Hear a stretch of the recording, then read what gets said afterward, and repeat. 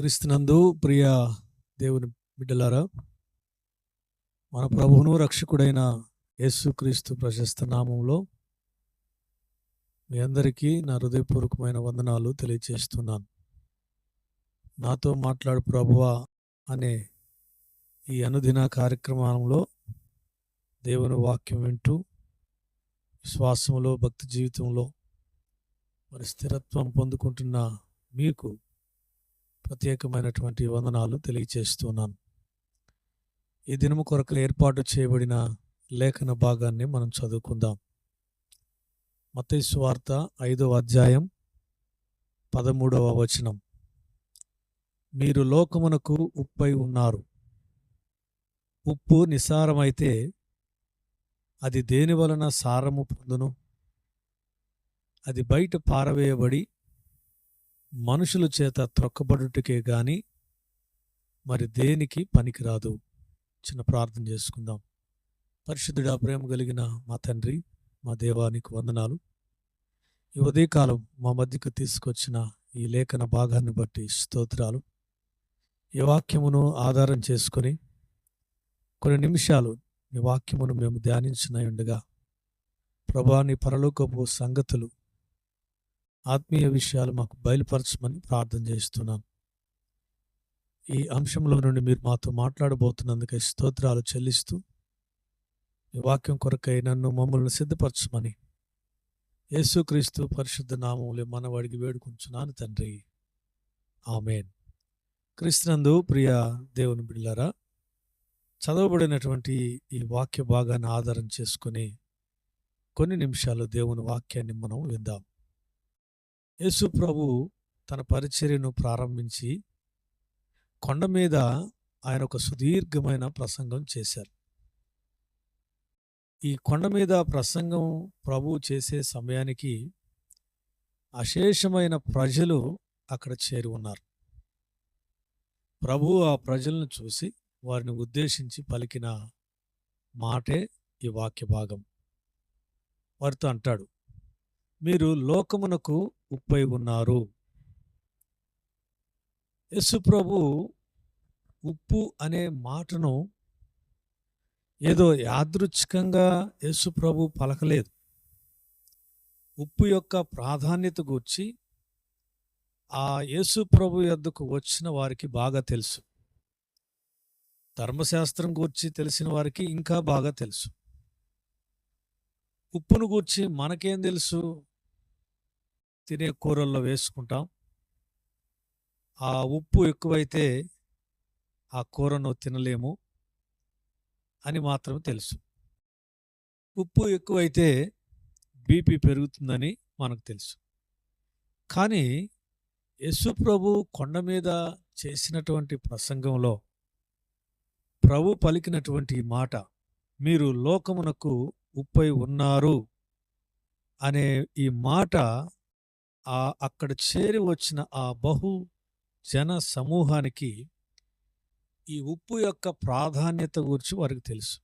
అందుకే వారికి అర్థమయ్యే విధంగా ప్రభు ఈ ఉప్పును గూర్చి మాట్లాడుతూ ఉన్నాడు. పరిశుద్ధ గ్రంథంలో ఈ సాల్ట్కి చాలా ప్రాముఖ్యత ఉన్నది. నిర్గమాకాండం 30వ అధ్యాయం 30వ వచనాన్ని చదువుదాం. మరియు అహరోను అతని కుమారులను నాకు యాజకులై ఉండునట్లు నీవు వారిని అభిషేకించి ప్రతిష్ఠింపవలెను. మరియు నీవు ఇశ్రాయేలీయులతో, ఇది మీ తరతరములకు నాకు ప్రతిష్ఠిత అభిషేక తైలము అయి ఉండవలెను. దానిని నరశరీరము మీద పోయకూడదు. దాని మేళనము చొప్పున దాని వంటి దేనినైనను చేయకూడదు.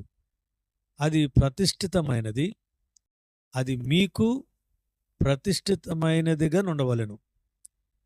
దాని వంటిది కలుపువాడు, అన్యుని మీద దానిని పోయువాడు తన ప్రజలలో నుండి కొట్టివేయబడవలనని చెప్పుము. 34వ వచనం. మరియు యెహోవా మోషేతో ఇట్లనెను, నీవు పరిమళ ద్రవ్యములను అనగా జటామాంసి, గోపీ చందనము, గంధపు చెక్క అను ఈ పరిమళ ద్రవ్యములను స్వచ్ఛమైన సాంబ్రాణిని సమభాగములుగా తీసుకొని వాటితో ధూప ద్రవ్యమును చేయవలెను. అది సుగంధ ద్రవ్య మేలకుని పనిచొప్పున కలపబడి ఉప్పు గలదయు స్వచ్ఛమైనదియు పరిశుద్ధమైనదియునైన సుగంధ ధూప సంభారము దానిలో కొంచెము పొడి చేసి నేను నిన్ను కలుసుకొను ప్రత్యక్షపు గుడారములోని సాక్ష్యపు మందసమునెదుట దానిని ఉంచవలెను. గమనించండి ప్రియ దేవుని బిడ్డలారా, ఉప్పును ప్రత్యక్షపు గుడారములోని సాక్ష్యపు మందసము ఎదుట ఉంచే దేవునికి అర్పించు ప్రతిష్ఠిత అభిషేక తైలములో ఈ ఉప్పును ఉపయోగిస్తున్నారు. ఈ ప్రతిష్టాభిషేక తైలమును ఎలా చేస్తారు?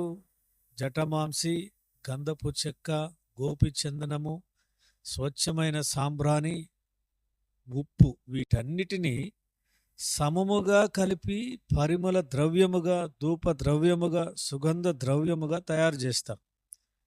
కొన్ని సందర్భాల్లో పైన తెలపబడిన వాటిలో సువర్ణముగా అంటే పొడిగా కూడా చేస్తారు.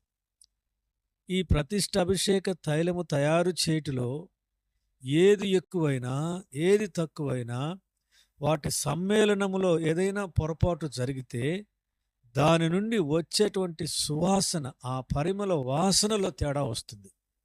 అందుకే జటామాంసి, గోపీచందనము, గంధపు చెక్క, స్వచ్ఛమైన సాంబ్రాణి, తగినంత ఉప్పు వీటన్నిటినీ కలిపి తయారు చేసే ప్రతిష్టాభిషేక తైలములో చిన్న పొరపాటు కూడా జరగకుండా వాటిని సమపాలలో కలపాలి.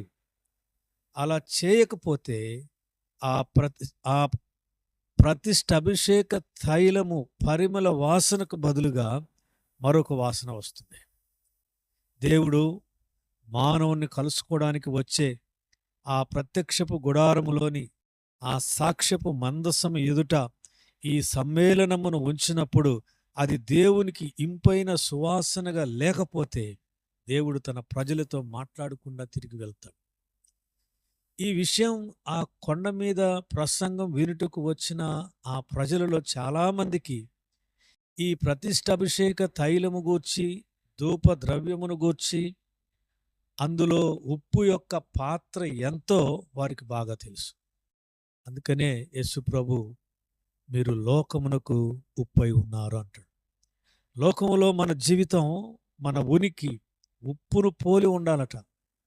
ఉప్పు తన గుణం కోల్పోతే, స్వభావాన్ని కోల్పోతే దాన్ని పారవేయటం తప్ప మరి ఎందుకు పనికిరాదట.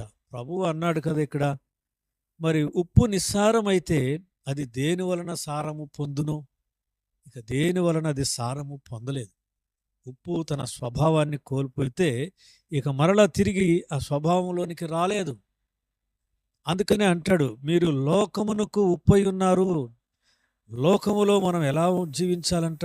లోకములో మనం ఎలా బ్రతకాలంటే ఉప్పును పోలి మనం బ్రతకాలని వాక్యం చెప్తుంది. ఉప్పు యొక్క గుణం, ఉప్పు యొక్క స్వభావం మనం కలిగి ఉండాలంట. మరి ఒక విశ్వాసి మరి తన విశ్వాస జీవితంలో నిస్సారమైపోతే, తన భక్తి జీవితంలో నిస్సారమైపోతే, దేవుని యందు నమ్మకం విషయంలో నిస్సారమైపోతే, తన స్వభావాన్ని నిస్సారముగా మార్చుకుంటే, దైవిక గుణం నీలో నిస్సారమైపోతే ఆ వ్యక్తి నిస్సారమైనటువంటి ఉప్పుతో సమానం.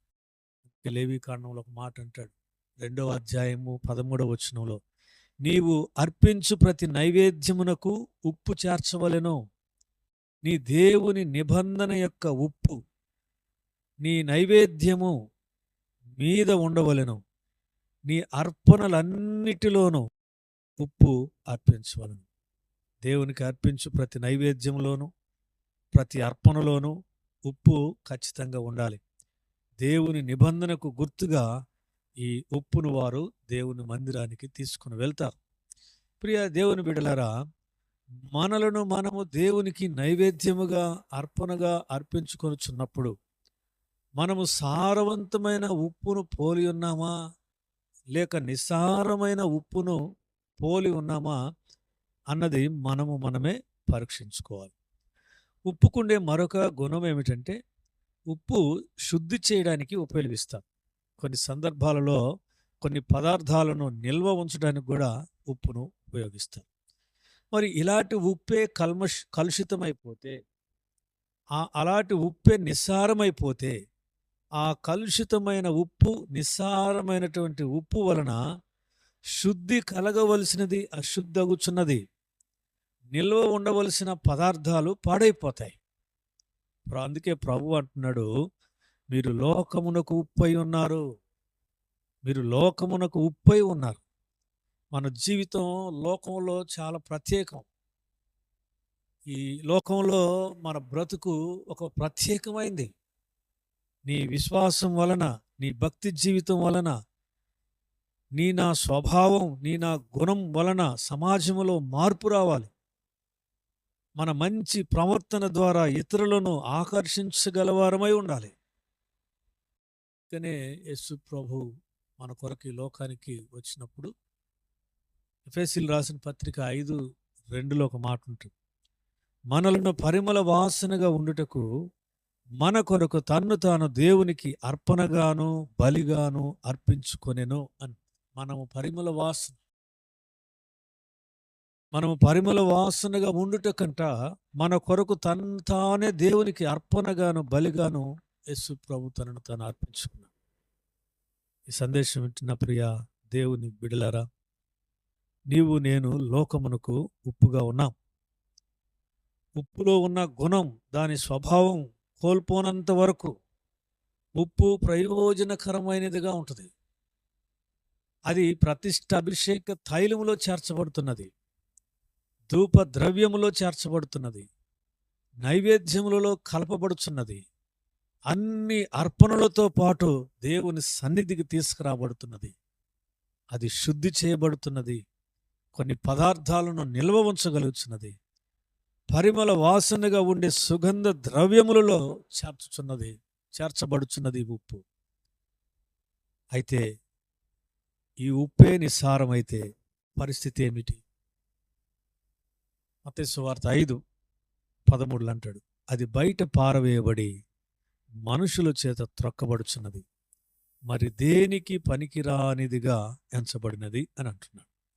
ఈరోజు నా ప్రియ దేవుని బిడ్డలారా, మన జీవితాలను ఒకసారి పరిశీలించుకుందాం. లోకములో మనము ఉప్పై ఉన్నామా? ఆత్మీయ జీవితంలో సారవంతమైనటువంటి ఉప్పును మనం పోలి జీవిస్తున్నామా? లేదా నిస్సారమైన ఉప్పును పోలి ఉన్నామా? ఒకసారి మనమే విమర్శ చేసుకుందాం.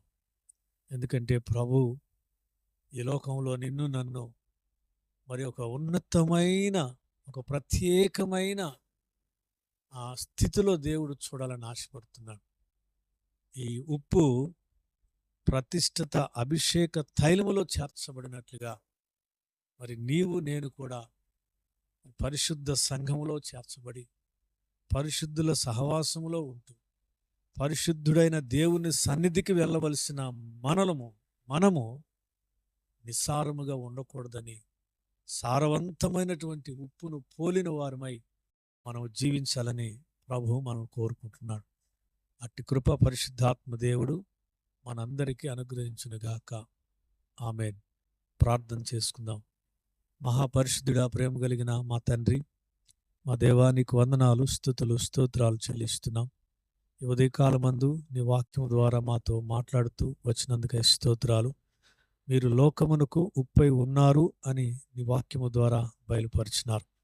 దేవా, మరి ఉప్పు నిస్సారము కాకుండానట్లుగా నేను నిస్సారమైనటువంటి ఉప్పు బయట పారవేయబడుతున్నదని, మనుషుల చేత అది త్రొక్కబడుచున్నదని, మరి దేనికి పనికి రాదని నీ వాక్యములో మీరు సెలవిచ్చినారు. తండ్రి, మేము ఈ లోకమునకు ఉప్పై ఉన్నాము అని ప్రభా మరి మేము తెలుసుకున్నట్టుకు ఈ దినం నీ వాక్యం ద్వారా మాట్లాడినందుకే స్తోత్రాలు. మేము సారవంతమైనటువంటి ఉప్పును పోలిన వారమై ఉండుటకు సహాయం చేయండి. దేవా, ఈ లోకములో మా జీవితాలు పరిమళ వాసనగా ఉండుటకు నీ కృప దయచేయండి. ప్రభా, మా జీవితాల్లో మమ్మల్ని మేము శుద్ధిపరచుకొని అనేక మందిని ప్రభువా నీ దగ్గరకు ఆకర్షించుటకు, నీ సన్నిధికి ఆకర్షించుటకు, నీ వైపు ఆకర్షించుటకు, మా జీవితాలు అలాగుండుటకు నీ కృప దయచేయమని ప్రార్థన చేస్తున్నాను.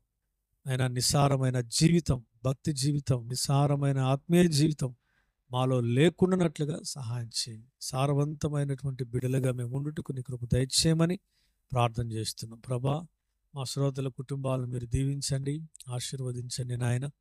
ఆయన అనారోగ్యంతో బాధపడుతున్న వారికి స్వస్థత కలుగు చేయమని ప్రార్థన చేస్తున్నాం. మా ప్రియ శ్రోతల బిడ్డల కొరకే ప్రార్థన చేస్తున్నాం నాయన. చదువుకుంటున్న వారు, ఉద్యోగాలు చేస్తున్నవారు, ప్రభా వివాహాల కొరకు ఎదురు చూస్తున్నటువంటి బిడ్డల కొరకు మేము ప్రార్థన చేస్తున్నాము. ఆ ప్రార్థన ఆలకించి సహాయం చేయమని ప్రార్థన చేస్తున్నాం. ఆయా కోర్టు కేసుల్లో ఉంటున్నటువంటి వారి కొరకే ప్రార్థన చేస్తున్నాము. వారికి విడుదల కలుగు చేయండి, స్వాతంత్ర్యము దయచేయమని నీ సన్నిధిలో ప్రార్థన చేస్తున్నాం నాయన. సార్వత్రిక సంఘాల కొరకే ప్రార్థిస్తున్నాము. ప్రతి సంఘానికి మీరు క్షేమాన్ని, భద్రతను మీరు అనుగ్రహించమని ప్రార్థన చేస్తున్నాం. ప్రభా, మరి విపరీతమైన ఎండలు ఉన్నాయి. ఈ ఎండలలో ప్రభా ఎవరికి ఎటువంటి అపాయము, కీడు కలగకుండా వారి ప్రయాణాలలో మీరు తోడుగా ఉండమని, క్షేమాన్ని, భద్రత దయచేయమని ప్రార్థన చేస్తున్నాం. ఆనాడు ఇశ్రాయేలు ప్రజలను మీరు నడిపించినారు. పగలు ఎండ దెబ్బ తగలకుండా, రాత్రి వెన్నెల దెబ్బ తగలకుండా ప్రభా మీరు కాపాడుతూ వచ్చినారు. ఆ రీతిగానే ప్రభా మరి మా శ్రోతల కుటుంబాలను, వారిని మీరు జ్ఞాపకం చేసుకుని ఈ ఈ మాసం ప్రభా ఈ ఎండల వేడిమి నుండి నీ బిడ్డలను తప్పించి కాపాడమని ప్రార్థన చేస్తున్నాను. అయా, కడు పేదరికంలో ఉన్న బిడ్డల కొరకై ప్రార్థన చేస్తున్నాము. వారికి కావాల్సిన అవసరాలు మీరు తీర్చమని ప్రార్థన చేస్తున్నాను. ఆహారం కొరకై ప్రభా ఎదురు చూస్తున్న బిడ్డలు నాయన ఉన్నారు. అటు వారికి సమృద్ధైన ఆహారం మీరు దయచేయమని నీ సన్నిధిలో ప్రార్థన చేస్తున్నాను. అయ్యా దేవానికి వందనాలు. మా సంఘాన్ని మీరు దీవించండి. మా బంధువులను మీరు జ్ఞాపకం చేసుకుని ఆశీర్వదించండి, దీవించండి. ఈ మాసములో వారి వారి కుటుంబాలలో ఏ ఏ కార్యక్రమాలు ప్రభా జరగనై ఉన్నాయో వాటన్నిటిని బట్టి ప్రార్థిస్తున్నాను. మీరు మీ కృప చేత ఆ కార్యములు వారు చేసి నిన్ను మహిమపరచుటకు మీ శక్తిని నీ బిడ్డలకు అనుగ్రహించమని ప్రార్థన చేస్తున్నాను. శ్రోతల కుటుంబాలను నిండారుగా ఆశీర్వదించమని యేసు నామమును బట్టి ప్రార్థించి అడిగి వేడుకొనుచున్నాను తండ్రి. ఆమేన్. తండ్రి, కుమార, పరిశుద్ధాత్మ త్రియేక దేవుని దీవెన సదా మనందరకు తోడై ఉండి నడిపించును.